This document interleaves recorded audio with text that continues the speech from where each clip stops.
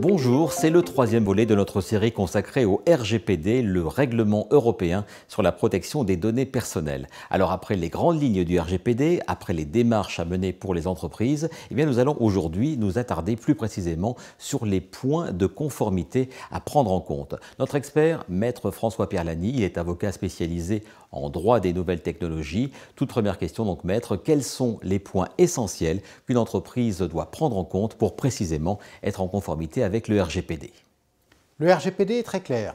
Il impose la nomination d'un délégué à la protection des données, un DPD, mais uniquement pour les entreprises dont le cœur d'activité est de traiter à grande échelle des données sensibles ou celles dont les opérations de traitement exigent un suivi régulier et systématique à grande échelle des personnes. Notre recommandation est de nommer un DPD dès qu'une entreprise traite des données personnelles. Et au sein de l'entreprise, quelles seront les missions de ce DPD? Toutes celles en relation avec les données personnelles. Le DPD peut être mutualisé dans un groupe d'entreprises dès lors qu'il est joignable facilement. Il peut soit faire partie du personnel de votre entreprise, soit exercer sa mission sur la base d'un contrat de service. Un avocat peut d'ailleurs tout à fait remplir la mission de DPD.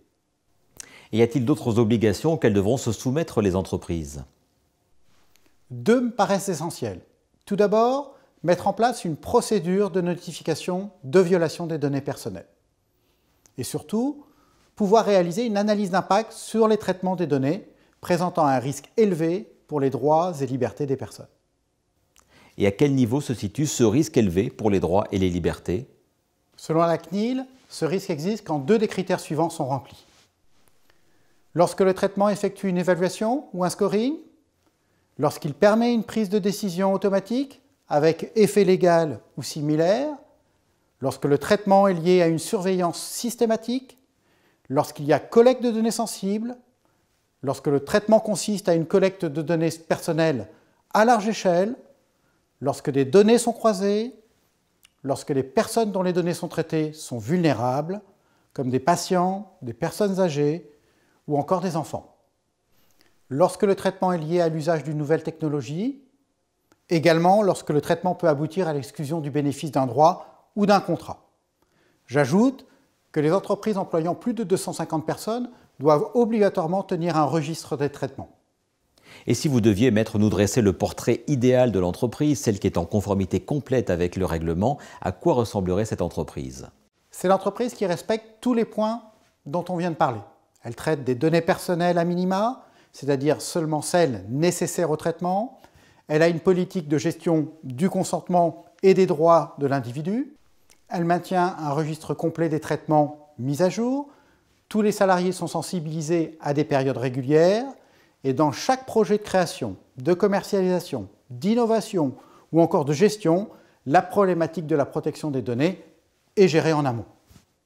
Et tout cela suffit-il pour en faire l'entreprise parfaite aux yeux du RGPD? Oui et non, car le RGPD impose également que vous soyez en mesure de démontrer cette conformité à tout moment. Idéalement, il faudra utiliser les outils mis à disposition par le RGPD, à savoir le registre des traitements que nous avons évoqué tout à l'heure, les codes de conduite, mais aussi les éventuelles analyses d'impact qui ont été menées.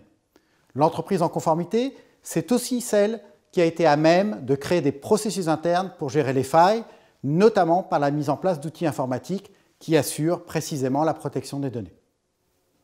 Et on termine, si vous le voulez bien, par un tout dernier conseil aux entreprises pour rester conformes sur la durée.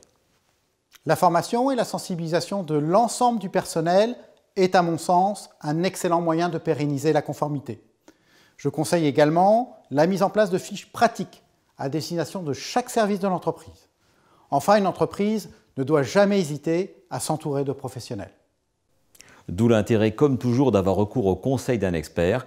Merci beaucoup, Maître François-Pierre Lany, pour votre expertise et pour vos conseils sur ces sujets essentiels de la protection des données personnelles. Des conseils que vous retrouvez, ceux-ci et bien d'autres, sur les sites ledroitpourmoi.fr et derrienic.com.